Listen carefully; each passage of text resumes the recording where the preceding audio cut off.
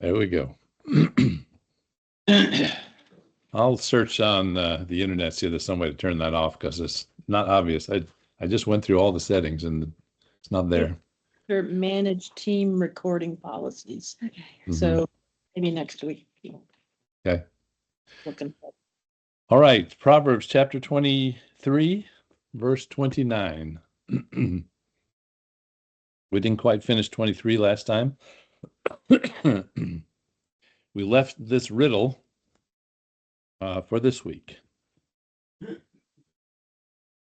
So begin in verse 29. It says, who has woe? Who has sorrow?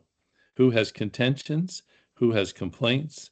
Who has wounds without cause? Who has redness of eyes? So, first there's this riddle asking, who has all these things? One thing that's interesting is you see that these are kind of an escalation, right? From first there's woe, then sorrow, contentions, complaints, and then wounds and redness of eyes. This guy's gotten in a fight over whatever this is. And so we're trying to figure that out. So the answer really is in verse 30, which is those who linger long at the wine, those who go in search of mixed wine, right? They go in search. Notice this is active. They're going after it. We talk a lot about going after wisdom, but the people who are not going after wisdom are going after something else. They're going after sin. And this is, we're talking about wine and such in here, but you got to broaden this to be any kind of sin that people go after. Those who go in search of mixed wine. And then in verse 31 is kind of a command, right? Do not look on the wine when it is red, when it sparkles in the cup, when it swirls around smoothly, right? Don't look at it when it looks great, when it looks good. When, it's interesting here, when it goes down smoothly, this is a person that's already started into sin. He's already begun, right? He's looked at it, he's seen it, and it's already swirling around smoothly. And then you have the consequences, which is the rest of these verses. Right? At last, it bites like a serpent, stings like a viper. Your eyes will see strange things. Your heart will utter perverse things. Yes, you will be like one who lies down in the midst of the sea, or like one who lies on the top of the mist, saying, they have struck me, but I was not hurt. They have beaten me, but I did not feel it. When shall I awake that I may see another drink? So this is someone then who is completely captured by his sin, right? They're beginning to see things, they're beginning to say things, and the point is, once captured by sin, the normal things don't make sense anymore, right? I mean, they're lying down in the midst of a torrential sea. They're being rocked back and forth in a crow's nest with no idea what's going on. And this is the trouble with sin. You get trapped into it, and then even when people try to bring normal conversations to you, you can't see them, you can't hear them. It doesn't make any sense to you. And in verse 35, right, there's no consciousness of what is going on, and they go right back to their sin. This is not an isolated incident. This is their life, and this is the unbeliever today, right? They're lingering long and searching for something that's not the fear of the Lord. And as a result, they're ending up in this kind of haze. And we've seen this before in Proverbs. They talk about this kind of haze that people in sin are just in because they're not listening, they're not hearing, they don't hear the fear of the Lord. All right, so that's chapter 23. Let's see. I do have a summary for chapter 23 if you want that. If you remember from last week's lesson,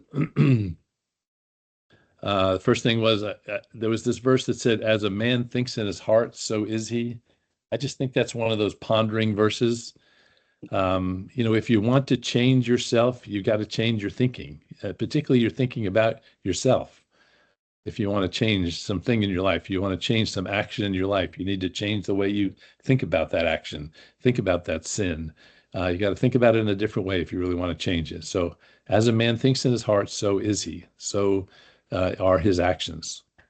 The second thing was, remember this whole thing about do not answer a fool according to his false logic, but rather show him his false logic. And in order to do that, that takes wisdom in order to understand the false logic that a person has. Don't get into a dumb argument with somebody based upon their logic. You got to show them the fallacy and the logic. Thirdly, make sure you're loving the right things. And I mentioned, do you love the creation or do you love the creator? I think a lot of us are in love with the creation and the stuff that it brings, and not as much in love with the creator. And then finally, to capture this last thing, right? I mean, are you asleep or are you awake?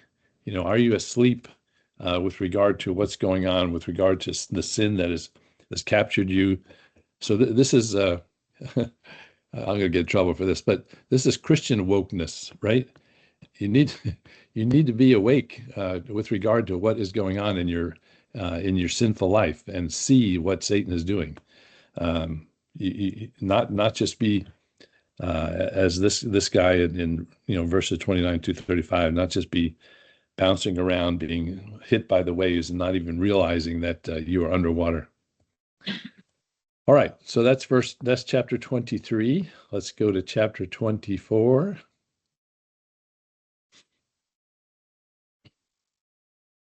Do not be envious of evil men, nor desire to be with them, for their heart devises violence, and their lips talk of troublemaking. So let me just remind you, we are in the midst of the 30 sayings of the wise, and as I said last time, most of these are a couple of verses together.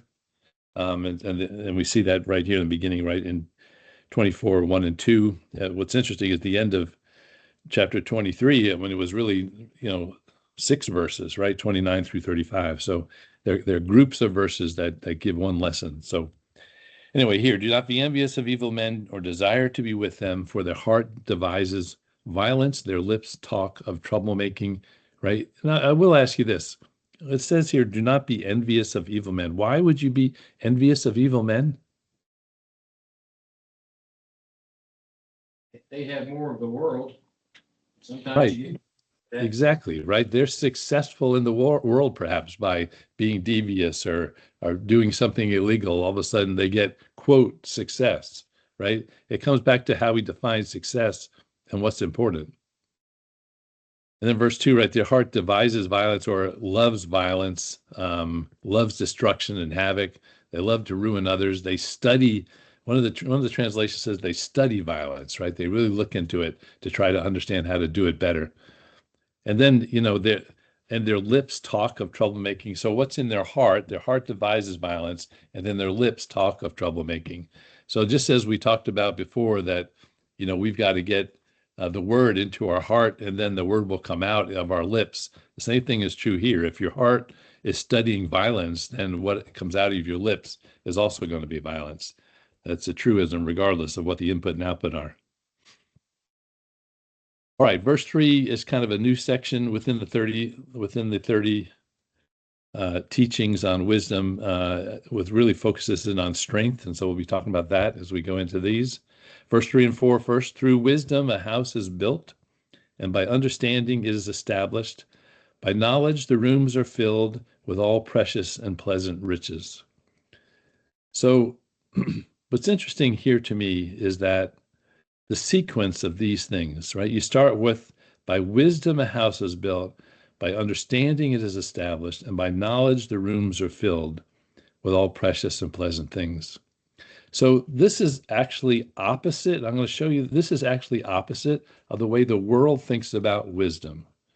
So I think I had mentioned here once, many years ago now, I was in a NASA training thing, and the question came up about wisdom, and somebody asked the question, okay, well, what is wisdom, and how do we get wisdom? And the answer was, well, we have a lot of experiences. We bring those experiences together as we develop understanding from that, and then those develop patterns from which we then utilize in our lives.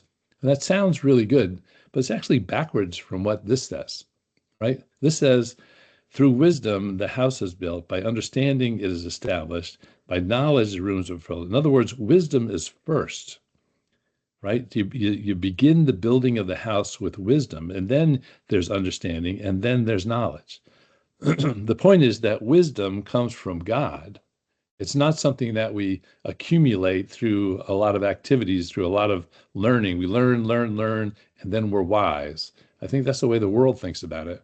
The way that God thinks about it is no, wisdom comes from God. And because we have that God's perspective on things, then we can have knowledge and understanding. Then everything else filters through that wisdom. So I think that's a very important perspective that we get, because otherwise it's, now does the world stumble upon wisdom sometimes? Yeah, right. Well, they see patterns and they go, oh, that would be a really smart thing to do. Right. So they can stumble upon wisdom this way. But God says, if you really want wisdom, start with me, start with my Proverbs, if you will, right? Start with my son, right? That's what the house is built on. Then you can get understanding. Then you can make sense of the world. Then you can make sense of the things that are going on. And then you can fill all the rooms with precious and pleasant riches, this rich life. Does that make any sense? Mhm. Yes.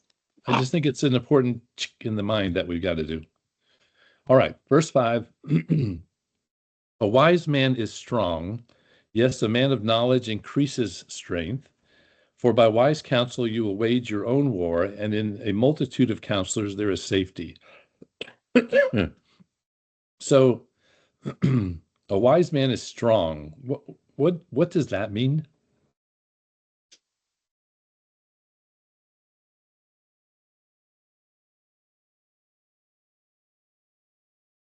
Wisdom helps him have some understanding and strength. I mean, gives him a basic basis for his beliefs.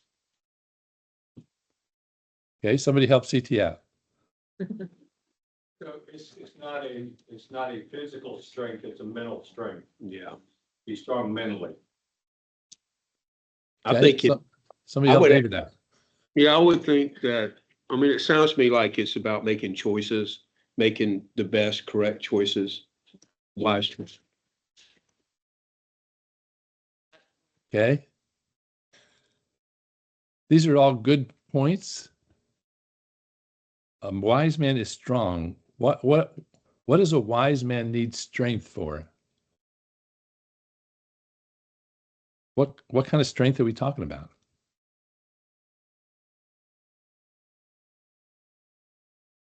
Joe says strength to fight off the devil. That's gooder. But I think we're talking about spiritual strength here, right? And you guys have said it in different words, and there's nothing wrong with what you've said. It's spiritual strength. The wise man has spiritual strength. In other words, he has the ability, going back to verses 3 and 4, right? Wisdom builds the house, understanding is established, knowledge the rooms are filled. He then has the ability to make wise choices. He has the strength to make wise choices. To when the tough decision comes, he can make that tough decision because he is wise, because he has the right kind of perspective. He has God's perspective on it. And a man of knowledge increases his strength, right? The more you know, the more you learn about God, the more you're connected to him, the more strength you have. And then interestingly, in verse 6, and by the way, just, if you need another verse, Philippians 4:13, you know well, right? I can do all things through Christ who strengthens me, right? Strengthens me. And again, it's strength in Christ. But verse 6 says, for by wise counsel you will wage your own war, and in a multitude of counselors there is safety. So we've talked about counsel before several times, right? And in getting counsel in order to make wise decisions. I just want to make sure you see in here, it says, for by wise counsel you will wage your own war. Remember, we talked about this before, right? You're supposed to be waging war. You're supposed to be waging war, your own war. There's a war that you're supposed to be waging based upon your strength, which is based upon your wisdom. You're supposed to be actively waging war against Satan, against the powers of darkness. It's an active thing. So again, it's not strength so that you can just repel the darts of the evil one. It's strength so that you can wage war and be active in doing so, based on a multiple of counselors. All right, verse 7. To me, that's, by the way, that's just been a theme through Proverbs. We keep coming back to it. So when there's a theme, you got to pay attention. Verse 7, wisdom is too lofty for a fool. He does not open his mouth in the gate. Wisdom is too high a bar for the fool, right? They're all about themselves. Turn for a minute to 1 Corinthians chapter 2. Interesting verse there connected to this. 1 Corinthians, or I can just read it to you, whatever you like. 1 Corinthians 2, verse 14. Right? 1 Corinthians 2:14. Mine says, but the natural man does not receive the things of the Spirit of God, for they are foolishness to him, nor can he know them because they are spiritually discerned, right? So again, back in Proverbs, the wisdom is too lofty for a fool. They can't discern it. They can't understand it, right? Because they have not accepted Christ. They have not learned the Proverbs. So it's too high for them. They can't get there. And they can't get there, again, through knowledge and through experience. They're not going to get to wisdom. It's too lofty for them. And then the second part of verse 7 says, he does not open his mouth at the gate. Could be translated, he should not open his mouth at the gate. Right? He doesn't have anything to say at the gate. So the gate is typically that's a idea for commerce, for where we interact with other people, what's going on in the marketplace. So in the world, that person should shut up, right? He doesn't have anything to say. He has no wisdom. Now, of course, what we've learned in Proverbs is the fool has a lot to say, right? All he does is talk. And what this is saying is, because he doesn't have wisdom, he really should not be opening his mouth at the gate in the world, in commerce, but he does. All right, verse 8 and 9. He who plots to do evil will be called a schemer. The devising of foolishness is sin, and the scoffer is an abomination to men. Right? The fool plots to do evil, plots to do evil. He's devising in sin. He's devising a foolishness is sin. So, I mean, let's be clear, right? When we talk about foolishness here in Proverbs and the devising of foolishness and the schemer, in verse 9, it's very clear that is sin, right? Being foolish, being outside of Christ, being outside of the teachings of Proverbs is sin. And the scoffer, the schemer, is an abomination to men and an abomination to God, as we've seen in other places in Proverbs. So this schemer, this scoffer, this person who puts down Christianity, who puts down the Proverbs, that's an abomination to God. In other words, God hates them, and he's an abomination to men. Right? They're not useful in the world even, when all they're doing is putting down and scheming and doing evil things. Verse 10 through 12. If you faint in the day of adversity, your strength is small. So we're going back to strength again. Recognize that. Verse 11, deliver those who are drawn toward death and hold back those stumbling to the slaughter. If you say, surely we did not know this, does not he who weighs the hearts consider it? He who keeps your soul, does he not know it? And will he not render to each man according to his deeds? It gets a little scary there at the end. We'll get to there. Verse 10, his strength is small, right? If you faint in the day of adversity, your strength is small. And your strength is small means your wisdom is small, going back to verse 5, right? The wise man is strong. So if you faint in the day of adversity, it's because your wisdom is small, i.e. you don't have much wisdom. So what's the day of adversity? This is when a challenge comes to you, i.e. when you're tempted to be a fool, when you're tempted to do evil, when you're tempted to sin. All those connections are here, right? In verse 9, we're connecting foolishness with sin. And he said, when the day of adversity comes, when the tough day comes, when the challenge comes, what's interesting here is he doesn't even go as far as persecution, right? I mean, certainly when these are read, when Jesus is teaching these things to the disciples, and he did that, right? He doesn't even mention persecution because that was so prominent in those days. He's just talking about the challenge when the day of adversity, whatever that is, you are going to faint if your wisdom is small, if your strength is small. So I think that helps us in defining what the strength is that we're talking about, right? And then verse 11, deliver those who are drawn toward death and hold back those stumbling to the slaughter. So this is so important. He's saying you need to have strength. You need to have strength based on wisdom, such that when the day of adversity comes, you can deliver those who are drawn towards death. You can hold back those stumbling to the slaughter, i.e., those unsaved, those who don't know God, are stumbling to the slaughter. They're being drawn towards death. And you can deliver them. He says, deliver those who are drawn towards death. Hold back those who are stumbling. And if your strength is small, you can't do that. If your wisdom is small, you can't do that. And you will faint in that day. And then verse 12 is the smack in the face. If you say, surely we did not know this, i.e., surely we didn't know people were being drawn to death. We didn't know people were stumbling to the slaughter. And he says, does not he who weighs the hearts know it? He who keeps your soul, does he not know it? In other words, God knows you know.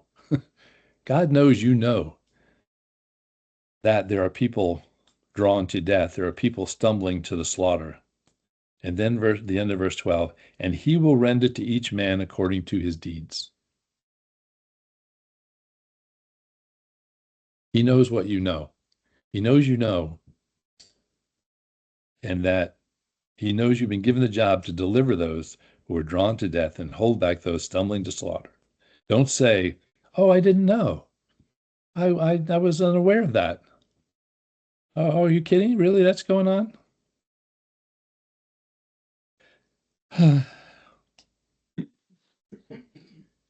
If you need one, James 4:17, we won't go read it, but it says there, if a man knows to do good and does not do it, it is sin. Right? If you know to do good and you don't do it, it's sin. Sin is not just the bad things you do, it's the things you don't do when you know. And God says here, you know. You know what you know. All right.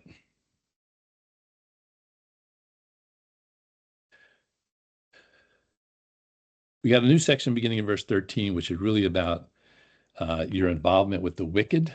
We're done with that little section on strength. Your involvement with the wicked. But in verse 13, my son, eat honey because it is good, and the honeycomb which is sweet to your taste. So shall the knowledge of wisdom be to your soul. If you have found it, there is a prospect, and your hope will not be cut off. Right, so eat honey. Most of you know honey tastes pretty good, and there's also some medicinal value to honey, right? If you've been around long enough, you know that. And all he's doing is making the connection, saying, wisdom's sweet also. Wisdom is wonderful to get, and there's real medicinal value to wisdom. So eat it, take it in, hunger for it, right? And then in the end of verse 14, if you have found it, there is a prospect, mine says, or there is a future, there is a hereafter, there is a reward, right? If you find wisdom, there is a future, and your hope will not be cut off. You will have hope because there is a future. We're going to see a little bit later, it talks about those who do not have a future and those whose hope is cut off. But here it's saying, this is the positive part, right? If you do eat wisdom, if you do desire it like a starving man, right, it will be wisdom, and you will have a prospect. You will have a future. All right, verse 15. 16, do not lie in wait, O wicked man, against the dwelling of the righteous. Do not plunder his resting place. For a righteous man may fall 7 times and rise again, but the wicked shall fall by calamity. So first, this is obviously a argument to the wicked, saying, don't do this. Don't lie in wait for the righteous. Don't plunder his resting place or his home. Don't plunder that. Right. And if you go to the end, because the wicked will fall by calamity. But the interesting thing is right in the middle, right? For the righteous man may fall 7 times and rise again. Right. So that 7 is the number for perfection. So he's saying, even if a righteous man is completely crushed and completely overwhelmed by evil, by the wicked one, by the plundering, right? Even if that is true, he will rise again. Right? Psalm 37:24 says, the Lord upholds him. Right? The Lord holds him up. It doesn't matter what the world does to him. It doesn't matter how many bad things happen. The Lord holds him up, and certainly, if not in this world, in the next, right? He will rise again. It's a wonderful, comforting verse for us, right? Regardless of all the stuff that happens in this world and all the stuff that we may get beat upon by the waves that come, right? He will rise again. That's a pretty cool verse. And then, at the end, right, the wicked fall by calamity. They fall again into their own calamity, into their own wickedness that they are, and the plundering, they end up falling into that, and they get penalized for it. Verse 17.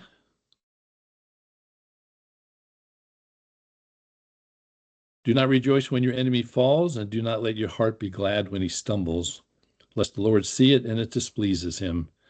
He turn away from his wrath from him. Right, so certainly you need to connect this back to, but the wicked shall fall by calamity, verse 16. And then he says, do not rejoice when he falls, right? The Lord will see it. He says that in verse 18, the Lord sees it. He sees your rejoicing. He sees your gloating, right? When your enemy falls, he sees it even in your heart, right? When you may not be saying it, you may not be posting it on Facebook, but in your heart, you're going, nanny, nanny, boo, boo, because of something that's happened. The Lord sees it and not happy. By the way, what's the difference between gloating over something happening to an evil person and praising God for it? What's the difference between those two things? Because he tells us it's joyful. Remember, in a couple lessons ago, we should be joyful when the wicked get their due. So, what's the difference between gloating and praising God? One of them points to yourself, the other points to God. Yeah, it points to yourself and it points to the other person, right? And neither of those are important in the conversation. Right? What's important is God, right? It's praising God for what he has done. So yeah, absolutely, Tim. If we get wrapped up in ourselves and how we feel about it, how good we are and how wonderful we are, and I'm certainly better than that person. He's fallen. I'm so glad about that, right? If we're all wrapped up in ourselves, that's what God is not happy about. If we're praising God because he's doing his job, right, as and bringing wrath to bear, then that he says is right.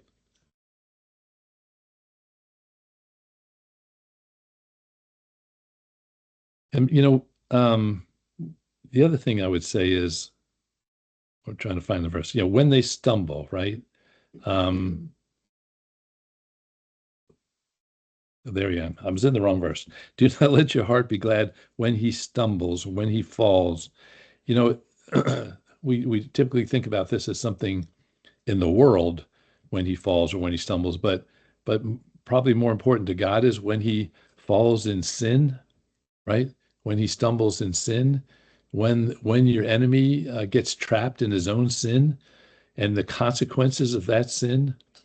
So if we're not supposed to gloat, what should our response be when the enemy falls?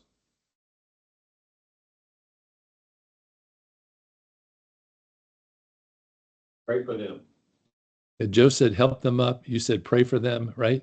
So our response ought to be that it breaks our heart to see the consequences of sin, whether it's in our friend or our enemy, right? When we see the consequences of sin, when we see someone stumbling in sin, that ought to break our heart, and we ought to have compassion. We ought to have empathy.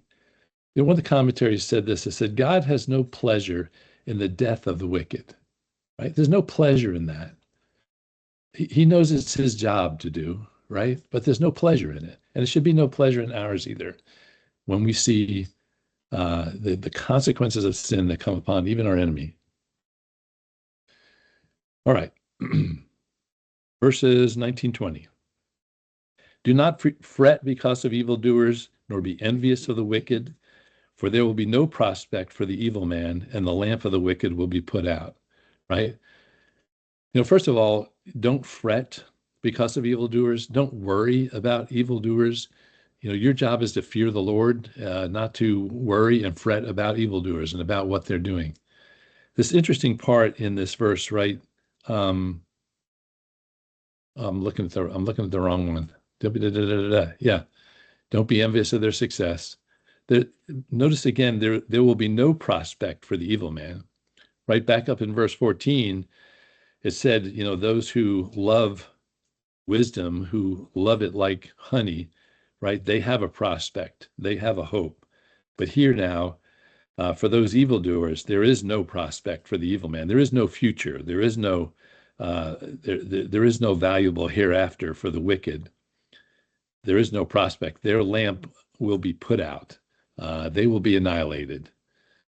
It's the two opposite things are shown in these two verses here very clearly.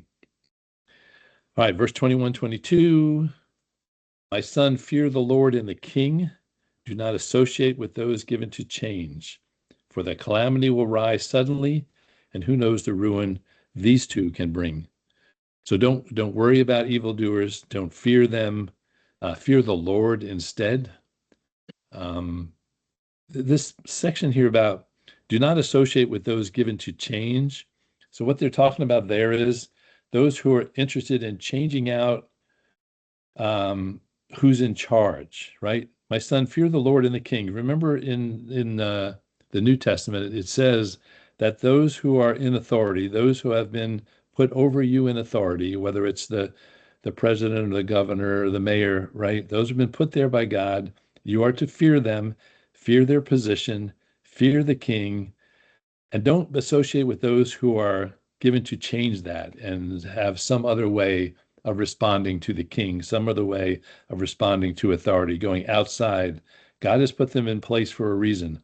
Don't associate with those who are interested in doing something outside of the realm of authority that God has put in place.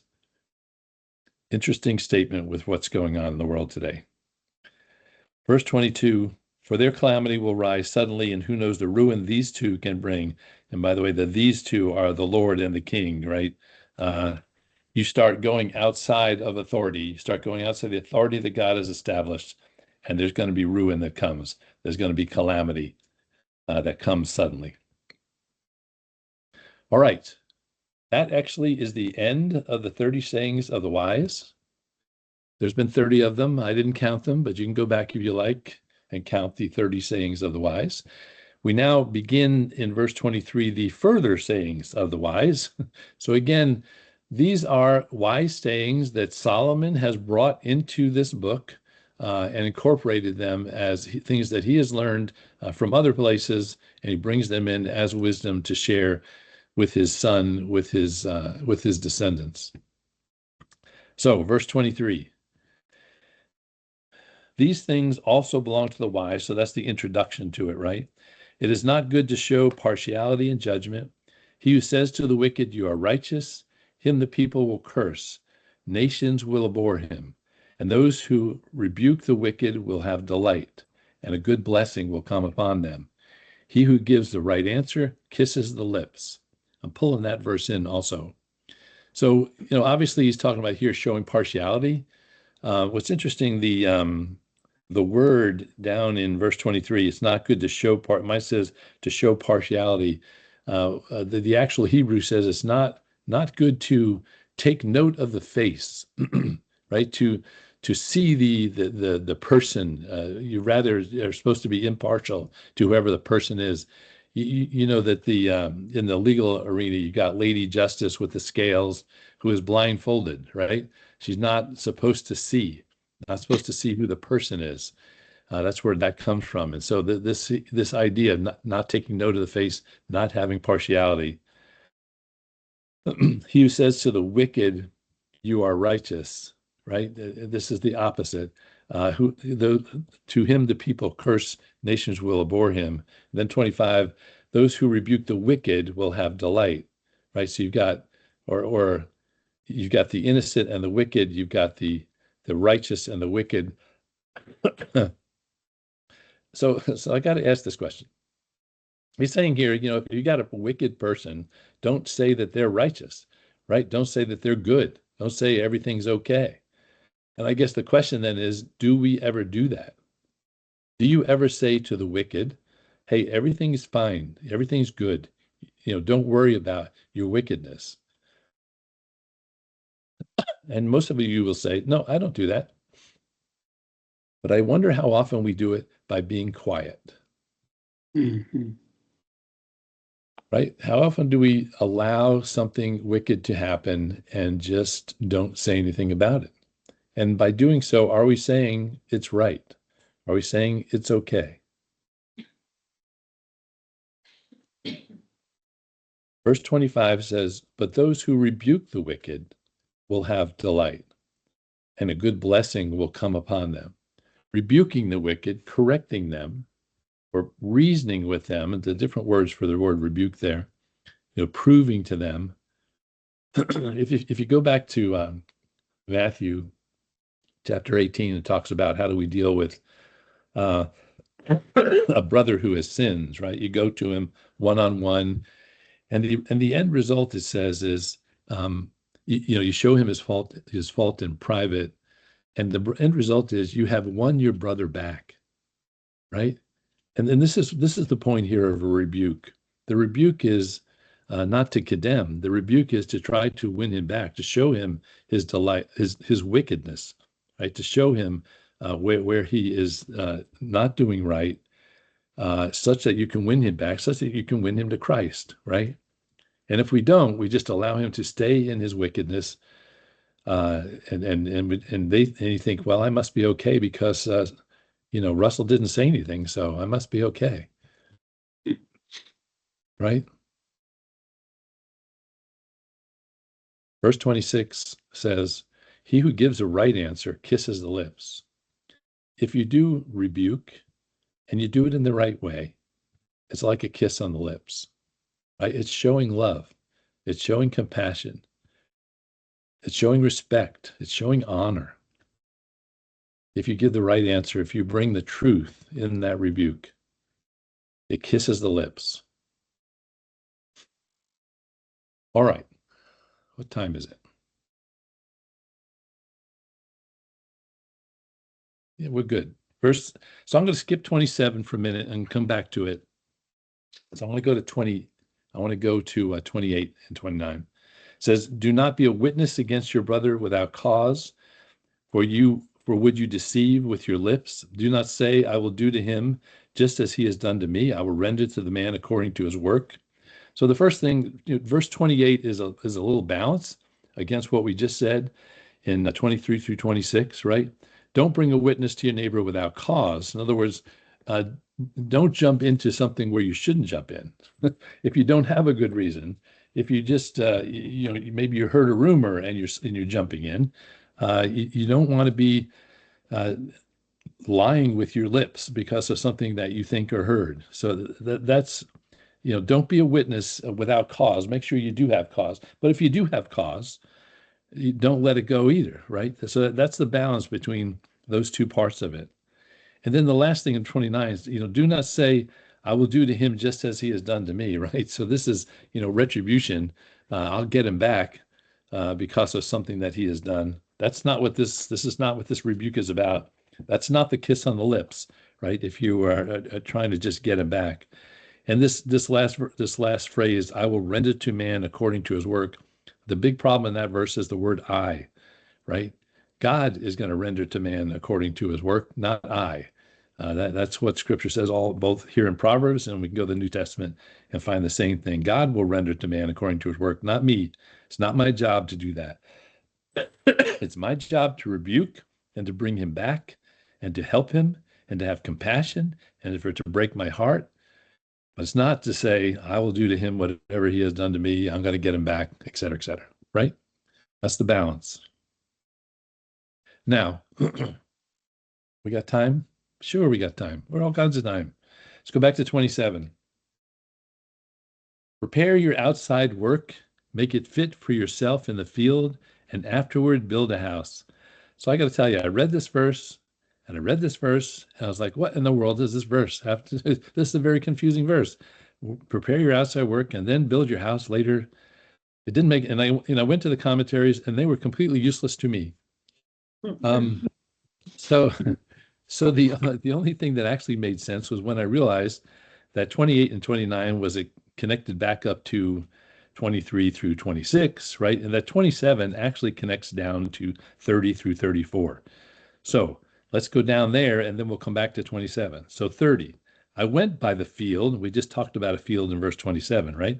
I went by the field of a lazy man and by the vineyard of a man devoid of understanding. And there was all overgrown with thorns. Its surface was covered with nettles. The stone wall was broken down. And when I saw it, I considered it well. I looked on it and received instruction. A little sleep, a little slumber, a little folding of the hands to rest. So shall your poverty come like a prowler, and your need like an armed man.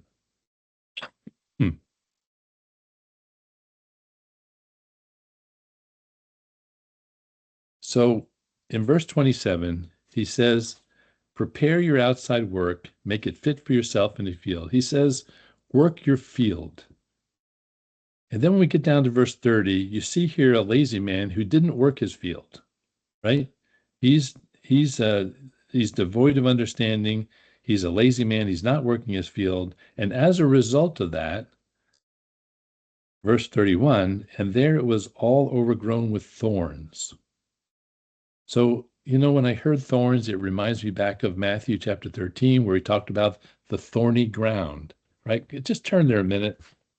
Turn there to Matthew 13, just to remember that verse in this context. Matthew 13, verse 22. Remember the seeds are thrown and some of it lands on thorny ground. And what's the thorny ground? 13:22. Mine says, now he who receives seed among the thorns is he who hears the word, and cares of this world and the deceitfulness of the riches choke out the word, and he becomes unfruitful. So take that back here. So here you have a lazy man, you have a vineyard, and his is all overgrown with thorns, right? Because he did not listen to the word. He did not accept the word. It's overgrown with thorns. It says its surface was covered with nettles. So nettles are sharp, spiky things, right? And it says that it covers them. The surface was covered with those nettles so that you couldn't even see the field anymore. You couldn't even see the opportunity anymore. You couldn't even tell what this man was supposed to be because his field or himself was all covered with nettles. And in Hebrews, by the way, it says that those nettles, i.e., that sin, is going to be burned up. Those sins and those thistles, those thorns, are all going to be burned up. And then he adds, its stone wall is broken down. So the stone wall was a wall of protection, right? So he's saying that when he looks at this lazy man, his protection is gone. He has no defense. And then verse 32, he says, I saw it. I considered it well. I looked on it and I received instructions. So So the writer is seeing all of this. He's seeing this lazy man who has a field and he's not taking care of it. And as a result, it's overgrown with thorns, it's covered with nettles, and it has no defense. So what is his lesson from that? What did he learn? A little sleep, a little slumber, a little folding of the hands to rest. So shall your poverty come like a prowler, and your need like an armed man. So what is he saying in all that? Go back to 27. Prepare your outside work, make it fit for yourself in the field, and afterwards build your house. Part of the lesson here is our priorities. There's some stuff that we've got to do. There's some work that needs to be done in the field. There's some field work that needs to be done. Otherwise, our vineyard gets overgrown with thorns and nettles. Our stone wall gets broken down, and we have no defense against sin. We have no defense against the evil one. And as a result of that, we end up in poverty. Poverty, of course, here being poverty of the soul, poverty of not knowing who God is, not having a relationship with him. You come to poverty because you've been lazy and you've not worked your field. So I got to ask this question: what does it mean to work your field?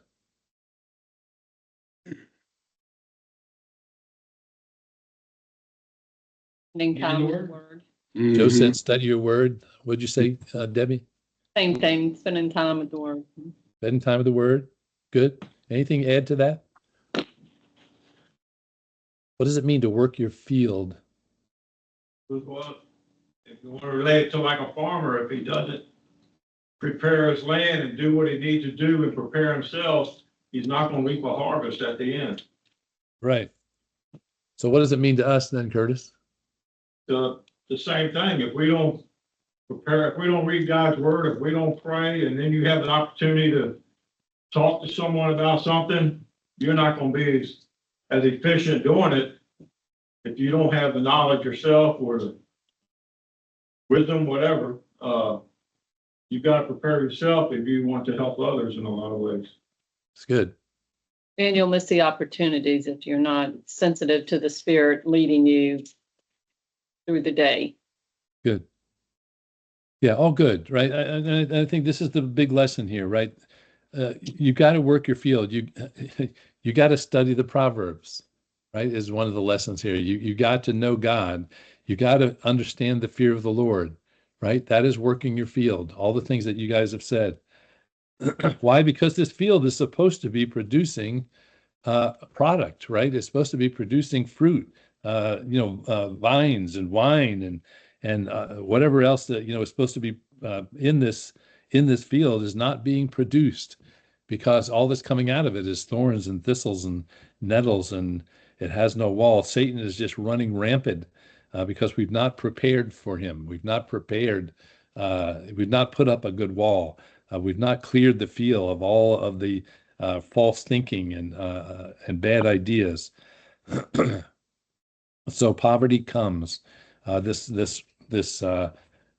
unrich life, if you will, comes like a prowler and like an armed man to just steal every good thing from your life because you've not prepared the field.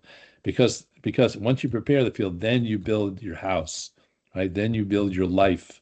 Then you build this fruitful, rich life that God wants you to have. Okay. Hey, we did a whole chapter and a little bit. We're getting good at this. All right, you want my summary? Look, 2 summaries in 1 week. So I think that this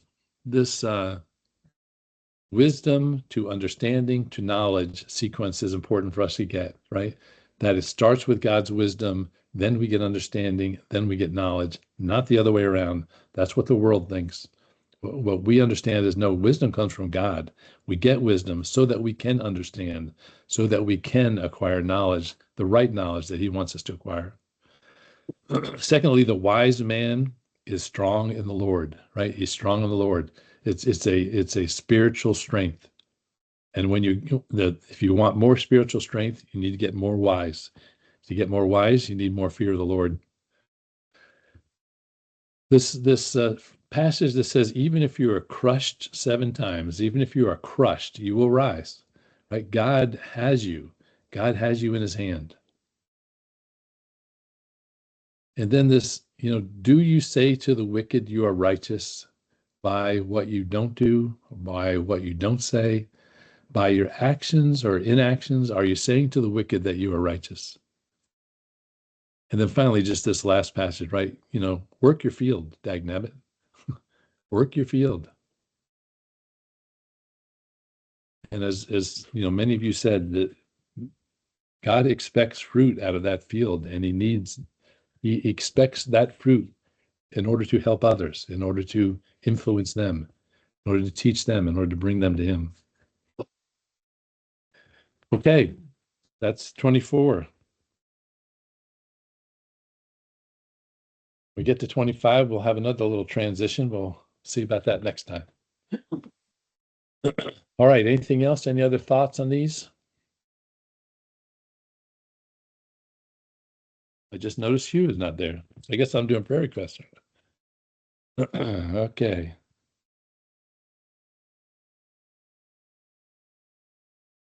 Joe, prayer requests? Stop the recording. Go tomorrow for my 2-week after